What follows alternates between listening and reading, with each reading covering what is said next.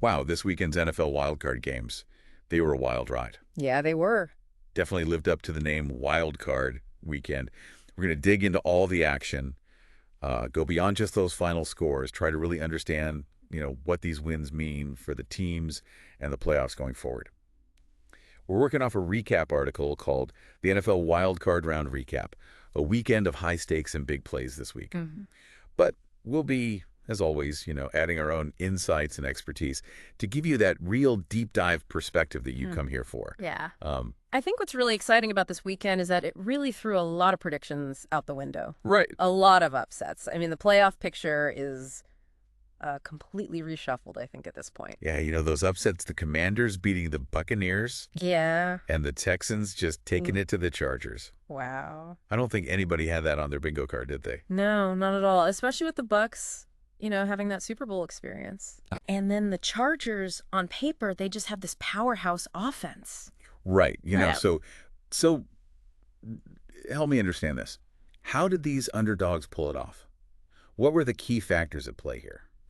Well, let's start with the Commanders. Their win against the Bucs, I don't think it's just about Heineke making a few good plays. Right. It was a full team effort, They managed to shut down Brady, one of the greatest quarterbacks of all time, in those final minutes. Right. I mean, that says a lot about their defensive strategy, how they are able to just execute under so much pressure. Yeah, their defense was like a brick wall. Yeah. And you know what? There's almost a sense of poetic justice there. Mm-hmm. Brady's career began with a Super Bowl victory against the Rams. Right. And now, all these years later, the Rams are looking like the team to beat, and Brady's Bucs are out. It's like the NFL has come full circle in a way. It has, yeah. But let's talk about the Texans for a minute, because that wasn't just an upset. It felt like a statement, What do you make of C.J. Stroud's performance? Over 300 yards passing and 3 touchdowns. Yeah, remarkable performance. I mean, no doubt about it. But I think it's important to look beyond just the stats. Okay. I mean, he wasn't just racking up numbers. He was making smart decisions out there. Reading the defense, making adjustments at the line of scrimmage. I mean, this wasn't just a talented rookie having a good day. This was a quarterback showing maturity, command that you rarely see at this stage in a player's career. Wow. And remember, this is a team that has transformed under the new coaching staff. That's a great point. Yeah. So is this a sign of things to come for the Texans? Are they a contender now? Or was this just a lucky break against the Chargers, who have, a bit of a reputation for inconsistency? It's hard to say for sure at this point. Right. I mean, the Chargers have always had that potential to implode, haven't they? Yeah. But I do think the Texans win. It was more than just capitalizing on their opponent's weaknesses. They played with a level of confidence and purpose that we haven't really seen from them. Yeah. Okay. Yeah. So maybe it's too early to crown them champions, but Right. they've earned our attention. They have. And I think that's what's so fascinating about these upsets. Exactly. They shake things up. They make us question our assumptions. They remind us that in the playoffs, anything can happen. Anything can happen, yeah. And, while the underdogs were kind of stealing the show, you also had those powerhouse teams showing why they were the favorites. Right. I mean, the Rams, the Ravens, the Bills, the Eagles, they all secured those convincing victories. And honestly, convincing might be an understatement when you look at the performances by guys like Stafford, Jackson, Allen. I mean, these quarterbacks were on fire. Yeah, talk about offensive firepower. But here's what I'm curious about. Are those dominant performances sustainable? Can these teams keep up that intensity as the playoffs go on? Or are we going to see things kind of level out a bit as the competition gets tougher? Well, that's the million-dollar question, isn't it? Yeah. I mean, the Bills, with that explosive offense led by Josh Allen, they're a nightmare for any defense. Right. But can their defense hold up against a really physical team like the Ravens in the later rounds? Right. They'll need to be firing on all cylinders to make it to that Super Bowl. I see your point. It's not just about outscoring your opponent. It's about having that well-rounded team that can adapt to different challenges, right? Right. Speaking of well-rounded teams, let's talk about the Rams. Stafford's back in top form. Their defense is looking as dominant as ever. And they have that Super Bowl winning experience. Are they the team to beat right now? I think they're definitely in the conversation. I mean, their victory against the Vikings, it wasn't just about Stafford making those big throws. It was about offensive strategy and execution. That offensive line was phenomenal, giving Stafford all the time he needed to dissect the Vikings defense. I I mean, you rarely see a quarterback stay that clean in the pocket, especially in a playoff game. And I think that's what makes them so dangerous. They're not just relying on one or two star players. They're a complete team. Yeah. They're solid. Sounds like we've got a real battle of the Titans brewing here. But before we get too carried away with predictions, let's take a step back and look at the Eagles for a moment. They dismantled the Packers. And while the loss itself, maybe wasn't a huge surprise, it's raising a lot of questions about Aaron Rodgers' future in Green Bay. What do you think? Is this the end of an era for Rodgers and the Packers? That's the question, isn't it? But I think let's focus on the Eagles for a second. I mean, their win wasn't a fluke. They completely outplayed the Packers in every aspect of the game. Their defense was relentless, putting constant pressure on Rodgers, forcing him into some mistakes that you don't usually see from him. Right. And let's not forget about Jalen Hurts. I mean, he's become a true dual threat quarterback, making plays in the air and on the ground. The Eagles have that balance, that championship teams possess. So are you saying the Eagles are the real deal? I mean, they've been strong all season, but can they keep that momentum going in the playoffs? I think that they're definitely a force to be reckoned with. They've got that balanced attack, strong defense, and a quarterback who's playing with a lot of confidence right now. The question is, can they maintain that consistency against the tougher competition? All right. So we've got some serious contenders emerging here. But as we know, the playoffs are full of surprises. So any thoughts on which teams might have the potential to pull off another upset in this divisional round? Well, I think it's important to remember that any team can win on any given Sunday. Right. But the teams that consistently perform at a high level, those are the ones that are most likely to hoist that Lombardi trophy at the end. That being said, I wouldn't count out the Commanders completely. They're a young team, got a lot of potential, and they've shown they can play with a lot of heart. That's a good point. They definitely have that underdog spirit, and as we saw this weekend, anything can happen when you've got that kind of fire. But before we get too ahead of ourselves, let's dig a little deeper into the nuances of these wild card games, right? Yeah. There were some really interesting individual performances, strategic decisions that I think deserve a closer look. Are you ready to unpack those? Absolutely. Let's do it. I think what's really fascinating is how certain teams were able to just exploit their opponent's weaknesses.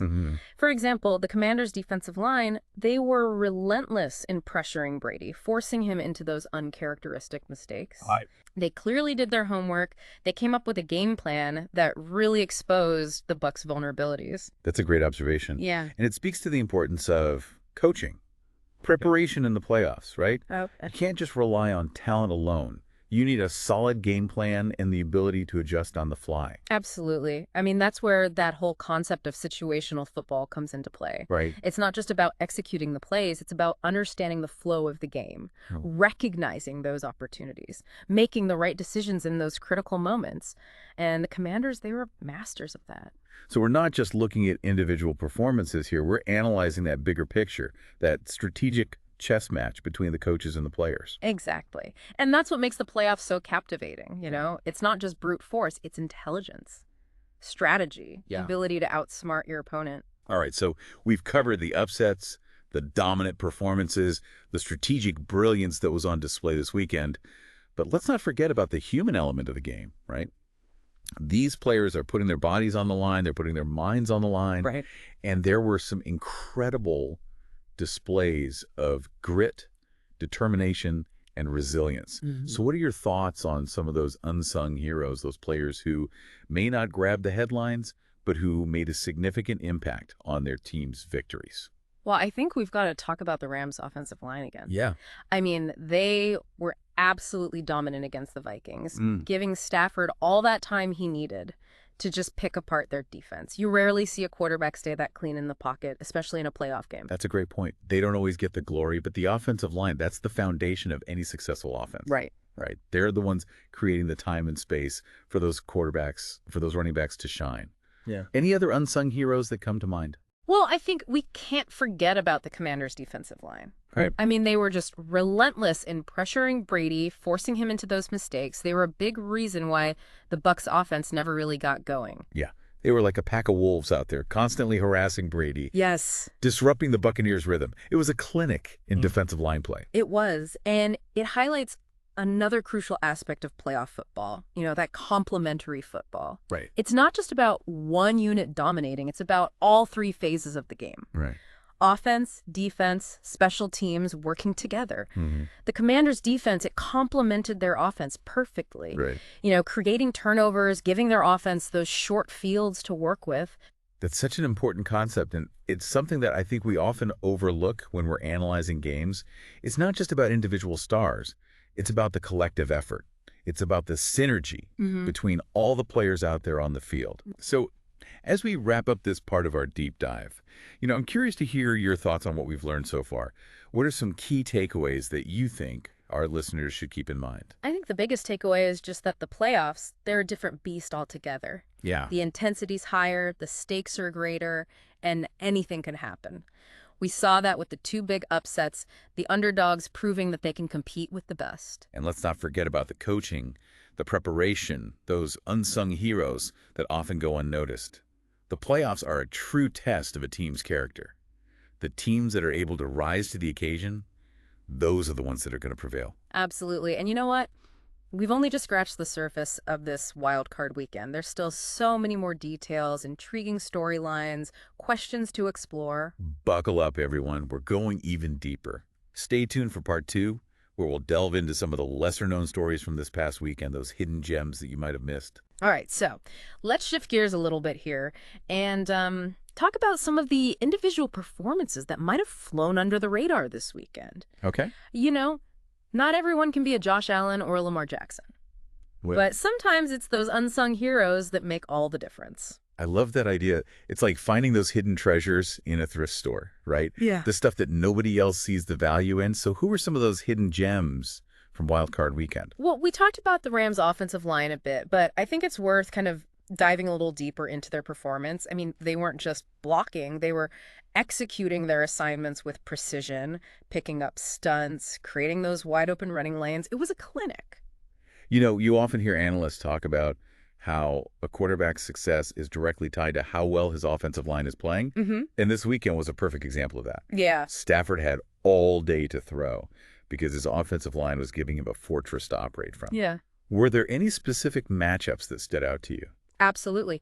Andrew Whitworth, the Rams veteran left tackle, he completely neutralized Danielle Hunter. He's the Vikings star defensive end. Right. Hunter had been a sack machine all season, but Whitworth, he used his experience, his technique to shut him down completely. It was a classic battle of strength versus finesse. Yeah. And Whitworth, he came out on top.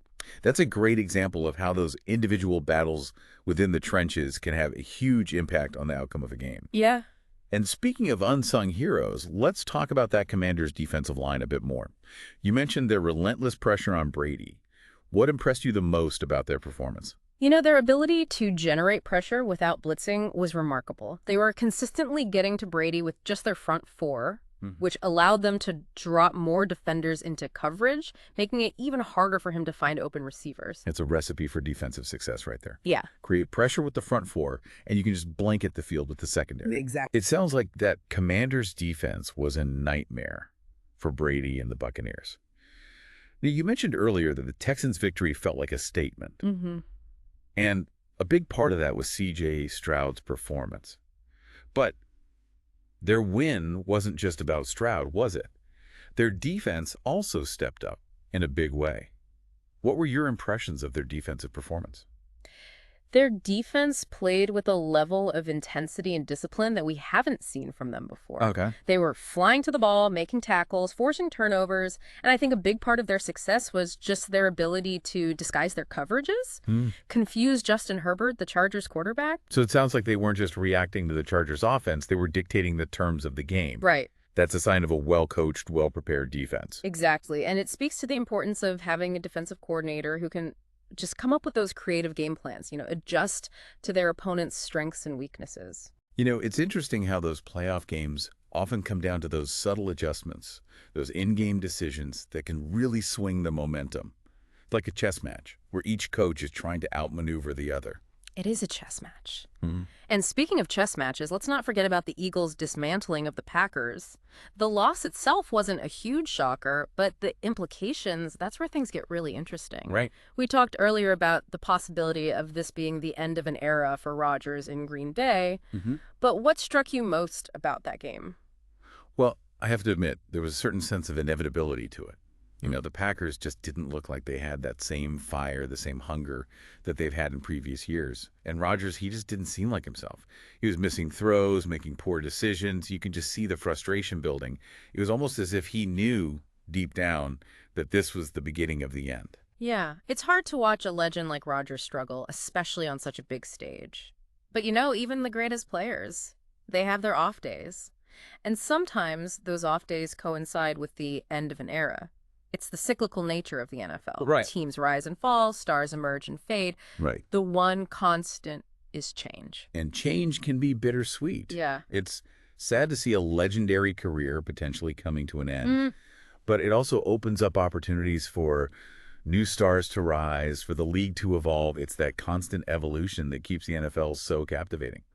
I completely agree. And while we may be witnessing the end of one era, we're also seeing the beginning of another. Mm-hmm. Think about the young quarterbacks who made their playoff debuts this weekend. Right. C.J. Stroud for the Texans, Kenny Pickett for the Steelers.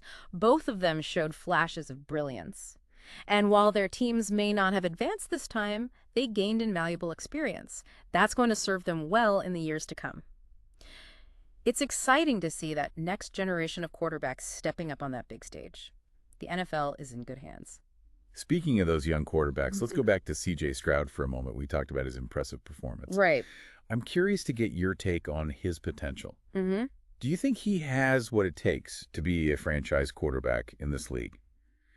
What are you seeing in his game that makes you believe he can be a long-term success story? What impresses me most about Stroud is his poise, his maturity. He doesn't get rattled under pressure. He stays calm, makes smart decisions. He also has a great feel for the game. Yeah. Knowing when to take risks, when to play it safe. And let's not forget his arm talent. Right. The guy can make all of the throws. He has all the tools to be a very successful quarterback in this league. So we're talking about a young quarterback who's already showing signs of greatness, playing for a team that's on the rise, with a coaching staff that seems to be getting the most out of its players. Could this be the start of something special in Houston? It's definitely a possibility. Yeah. I mean, the Texans have all the ingredients to be a contender in the AFC, Mm-hmm. but they need to keep building on this momentum, continue to develop their young talent, make smart decisions in the draft, free agency, maintain that culture of hard work and accountability that they've established this season. It's amazing how a few key pieces can change the entire trajectory of a franchise. I mean, the Texans were a laughingstock not too long ago. Yeah. And now they're a team that people are starting to take seriously. Yeah. It's a testament to the power of good coaching, smart drafting, and a little bit of luck. Right. Sometimes all it takes is a few key changes to turn a struggling team into a contender. And that's what makes the NFL so unpredictable, so compelling. You never know what's going to happen next. Yeah. We could be witnessing the rise of a new dynasty in Houston. Or maybe it's just a flash in the pan. Only time will tell. That's the beauty of it. We can speculate, we can analyze, but ultimately the game is played on the field and the results will speak for themselves. So as we wrap up this part of our deep dive, I want to challenge our listeners to think critically about what we've discussed today. Don't just take our word for it. Go back, watch the games, study the film, form your own opinions. That's a great point. The beauty of the NFL is that there's always more to learn, more to analyze, more to debate. Absolutely. And we want to hear from you. What were your biggest takeaways from this wild card weekend? What surprised you? What intrigued you? What are you most looking forward to in the divisional round? Share your thoughts with us on social media or leave a comment on our website. We love hearing from our fellow deep divers. All right. We've talked about the upsets, the dominant performances, the unsung heroes, those young quarterbacks making a name for themselves. But there's one more aspect to this wild card weekend that I kind of want to explore. Something that's been on my mind ever since that Packers loss to the Eagles. You're talking about the end of an era for Aaron Rodgers in Green Bay. Right, exactly. It's not just that they lost, it's the way they lost. Rodgers, he looked frustrated, almost resigned. That image of him walking off the field, it felt like a closing chapter. It did feel symbolic, didn't it? And the speculation about his future with the Packers, it's been swirling for a while now. This loss, I think it just throws more fuel on the fire. Yeah, and it's not just about this one game, right? Right. Rodgers hasn't exactly been shy about expressing his discontent with the organization. There's a sense that maybe he's ready for a change of scenery. So what do you think? Is it time for Rodgers to move on? It's a tough call. I mean, on one hand, Rodgers is a legend in Green Bay. Yeah. He's brought them a Super Bowl, multiple MVP awards. He's one of the most talented quarterbacks to ever play the game. But he's 39 years old. Right. And he's not getting any younger. So it's a question of legacy versus ambition. No, right. Exactly. Does he want to stay in Green Bay and try to squeeze out a few more years with a team that he's become synonymous with? Or does he want to take one last shot at winning another Super Bowl, even if it means leaving the only franchise he's ever known? That's the question. And it's not just about Rodgers either. The Packers are facing some tough decisions too. Right. They've got a talented young quarterback in Jordan Love waiting in the wings. And they need to decide if they're ready to move on from Rodgers, hand the reins over to Love. It's a fascinating dilemma. And it kind of speaks to the cyclical nature of the NFL. Right? Yeah. Teams are constantly trying to balance the present with the future. And sometimes those decisions, they're really difficult. Absolutely. And, it's not just the Packers who are at this kind of crossroads. There's several other teams out there with aging quarterbacks and talented young backups waiting for their shot. I mean, the NFL landscape could look very different in the next few years. It's almost like a generational shift is happening right in front of our eyes. Yeah. And it's not just at the quarterback position. We're seeing it across the league. Young players stepping up and challenging those veterans for those starting spots. Absolutely. It's an exciting time to be an NFL fan. It is. We're witnessing the evolution of the game, the emergence of new stars, the changing of the guard, and it all adds up to that sense of unpredictability that makes the NFL so compelling. I couldn't agree more. But before we wrap things up, I want to bring it back to our listeners. We've covered a lot of ground in this deep dive, analyzing the games, the players, the strategies, those broader trends that are shaping the NFL today. What do you hope our listeners take away from this conversation? Well, I hope they've gained a deeper appreciation for the complexity of the game. It's not just about who wins and who loses. It's about the individual battles, the strategic decisions, those countless factors that contribute to the outcome of each play, each game, each season. It's like peeling back the layers of an onion. The more you look, the more you discover. Yeah. And I hope our listeners feel empowered to engage in these kinds of conversations, right? Analyze the games, debate their opinions, share their insights with others. Absolutely. The NFL is more than just a sport. It's a community, a shared experience that brings people together. And we encourage you to be an active participant in that community. So to all of our listeners out there, we want to hear from you. What were your biggest takeaways from this wild card weekend? What surprised you? What intrigued you? What are you most looking forward to in this divisional round? Share your thoughts with us on social media or leave a comment on our website. We love hearing from our fellow deep divers. And that's a wrap for this deep dive. Thanks for joining us on this journey of exploration and discovery. We'll be back next week with another deep dive into the world of knowledge, so be sure to tune in. Until then, keep exploring, keep questioning, and keep diving deep.